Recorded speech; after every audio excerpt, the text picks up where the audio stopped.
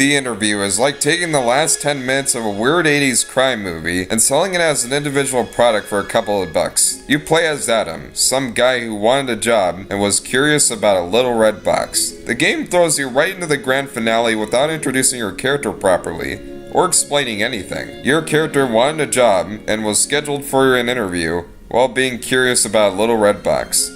The end. While this game wants to be full of twists, turns, and psychotic horror, none of that is successfully executed. You're already spoiled of the ending as soon as you start the game, and the horror aspects are predictable and most of the time more bizarre than scary. The game is a brief interactive horror where half the game will be on autopilot, and the other half will be walking towards a certain location and or clicking on a specific object. Your interviewer will be asking you several questions that are very unrealistic towards an interview for local business, such as, do I want a white box or a black box? Or do I want a gun or a knife? It doesn't really matter what your choice is because they all lead to the same exact reception. The only part of the interview that was actually creepy happened when the interviewer had you look at real life murder scenes, followed by happy children. Those scenes were actually horrifying to watch, but they were also completely irrelevant to the game, other than to show shock and fear, which honestly wasn't represented well in the game overall. Before you know it, the game reaches its conclusion within 7 to 12 minutes, and there's really no reason to come back as the story was never interesting or surprising to begin with. As far as the presentation goes, this game looks like a decent mod of another Unity-built game. There really isn't anything to be impressed with, especially the psychological